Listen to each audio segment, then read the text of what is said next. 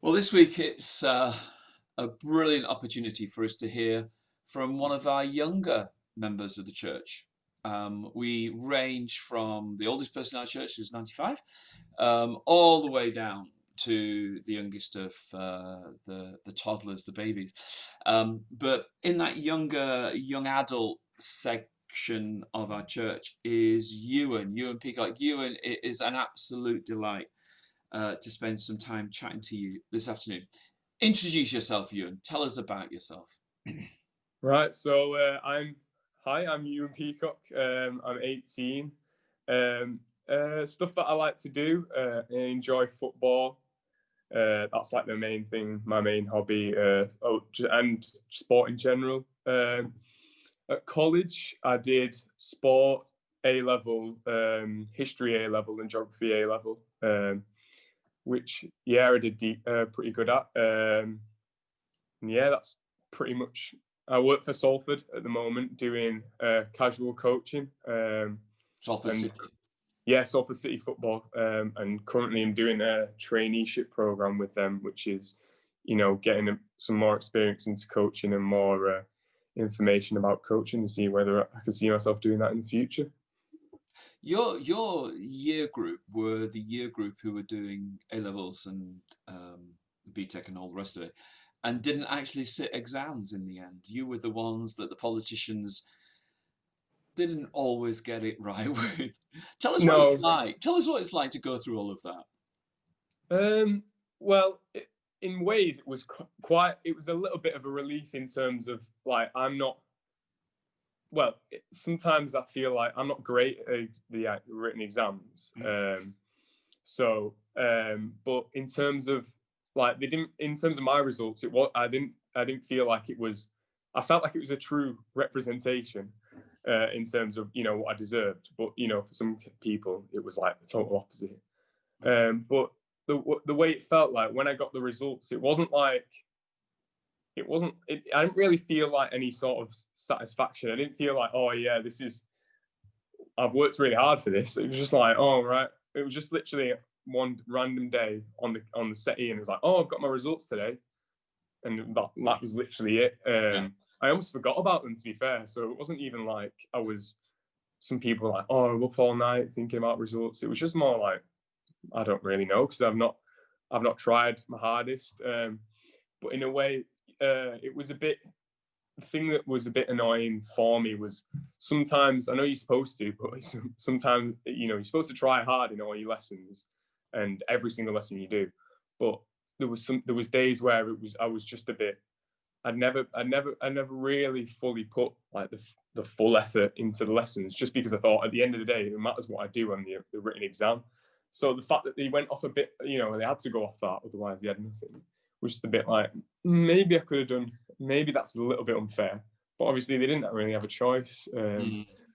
But in terms of like the way it made me feel, like I was relieved that because I hated the actual revision side of everything. That was the worst thing I hated about school, was just doing it in my own time. So the fact that I didn't really have to do that, I was kind of like, I was quite pleased about. But then it was more like, oh, I don't really get this. I don't, there was no sort of you celebrating with your mates or, Mm. Afterwards. I'm pretty sure they were supposed to do some sort of celebration at college, and just none of that happened. It was just a bit. Just So it took kind of just all fizzled out. It was. yeah. It was just not. It was just a bit anticlimactic, to be honest. Mhm.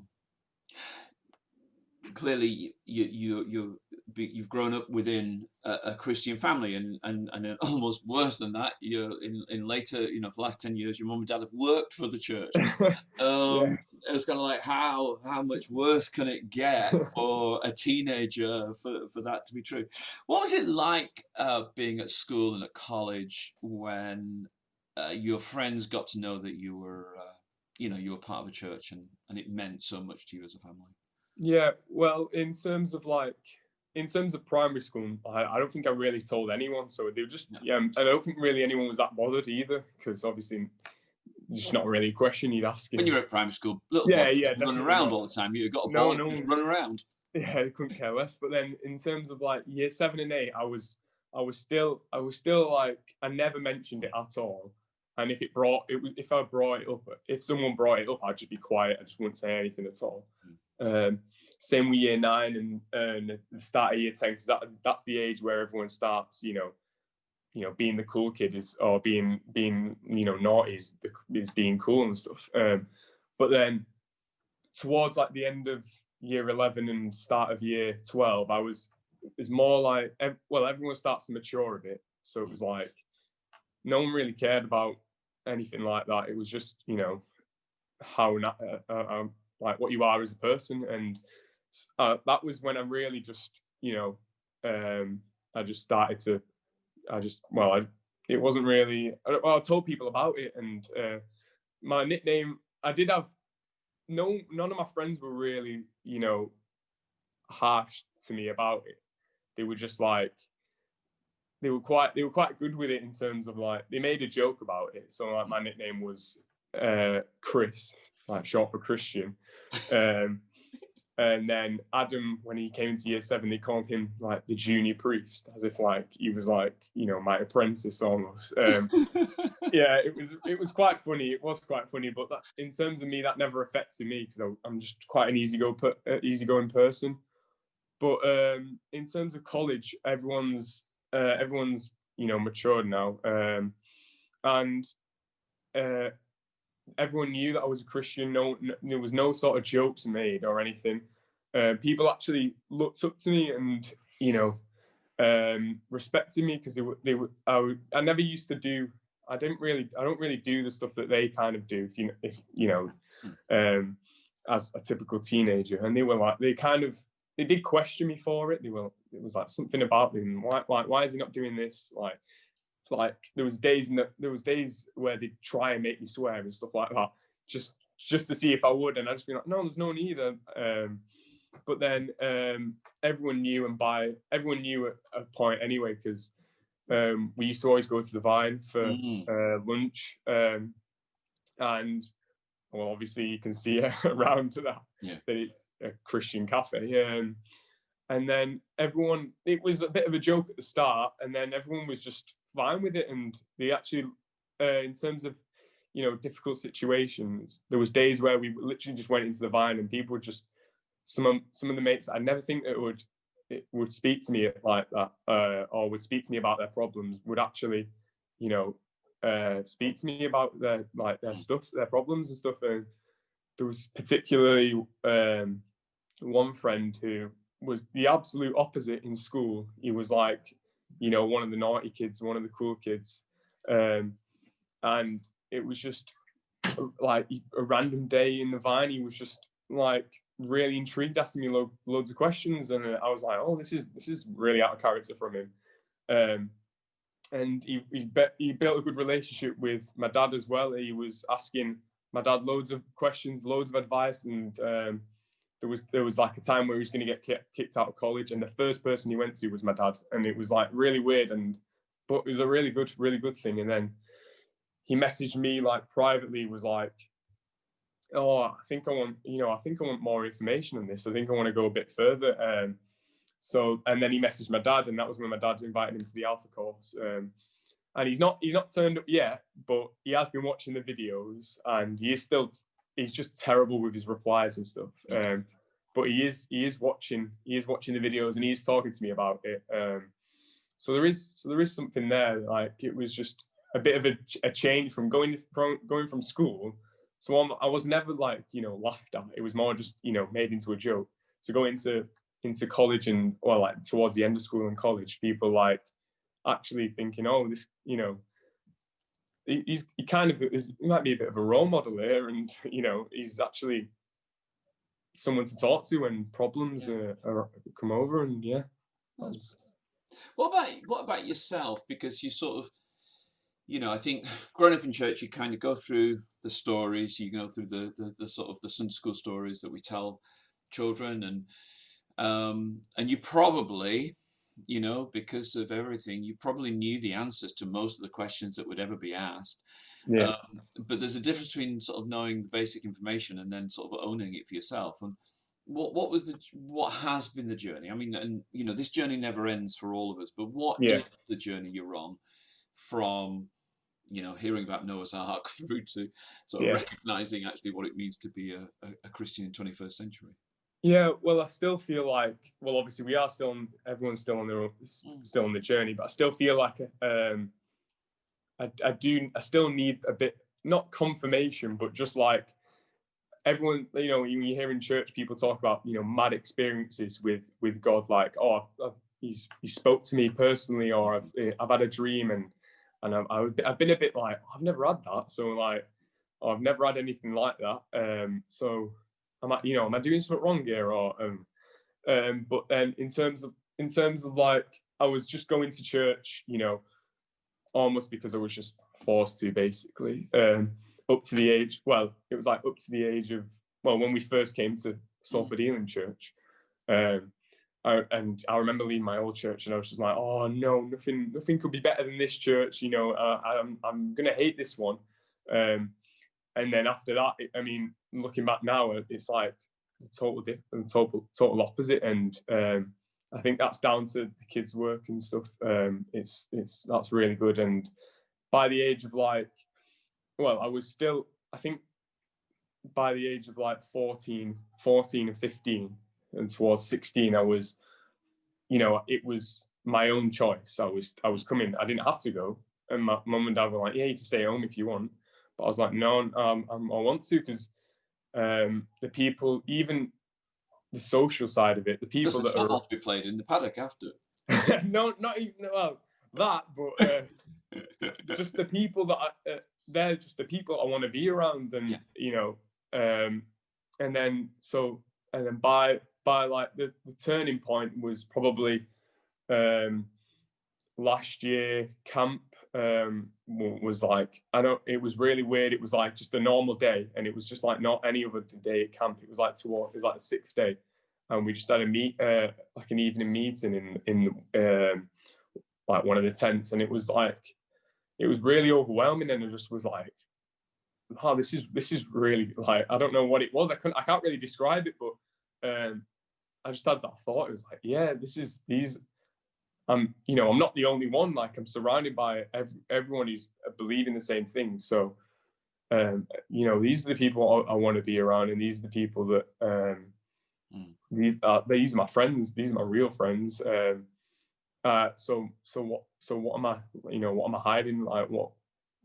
There's nothing that I'm gaining from just pretending to be this Christian.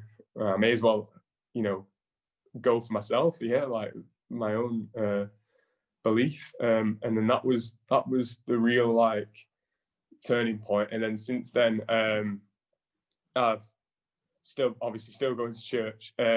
But I am at the moment quite guilty of, I don't read my Bible enough at all. Sometimes when I'm praying, I don't pray when I should, or as often as I should, or only in times of when I'm having a crap day, or when I need something. Really, I'm not praying when just purely because to thank God. I'm just praying because just something negative comes up. So it's like, so at that, in terms of that respect, I am still, on my journey like that. But yeah, that's really it, really. Part of this idea of, come on, God, do something. Yeah. I think there's also part of it, and I think you sort of said it yourself, really. It's part of it that sort of, you need to put yourself in a context where that happens, really. But yeah, God has a way of surprising us. I don't worry too much. What's the biggest challenge that you face as a Christian in these days, or just as an individual, not as a Christian, but just as an individual? What are your biggest challenges?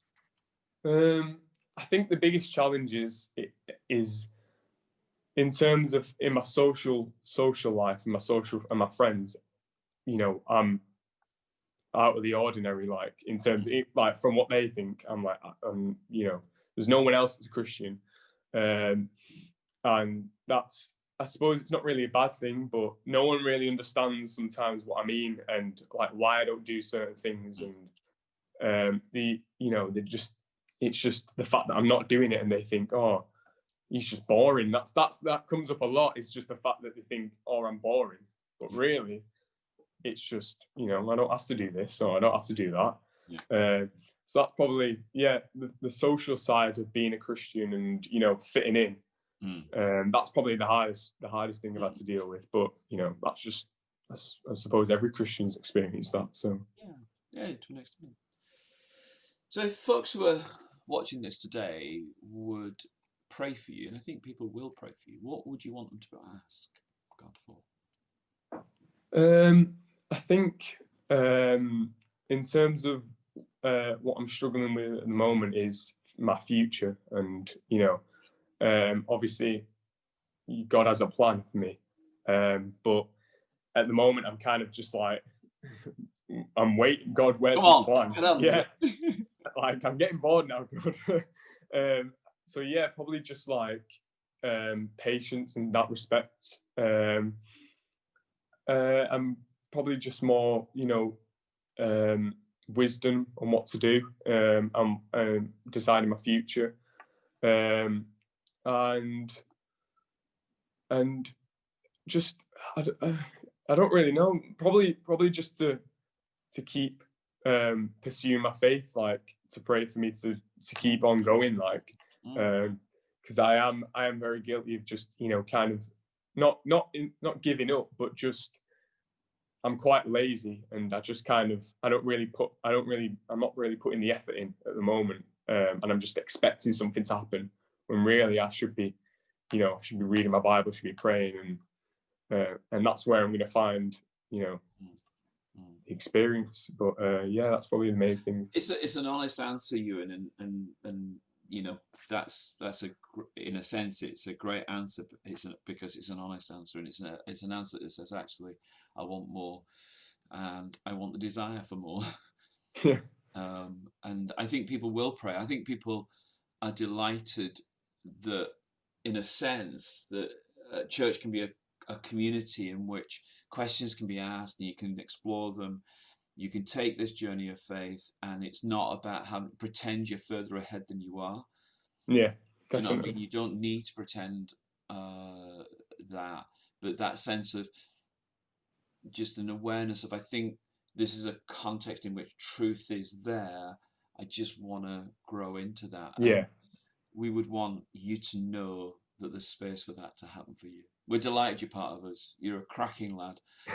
You've got a great future ahead of you, and we will pray for you that you will both know that unfolding of to use an old-fashioned phrase, a vocation, a calling, to know what God wants, you know, and embrace it fully, but that you'd also know Him better.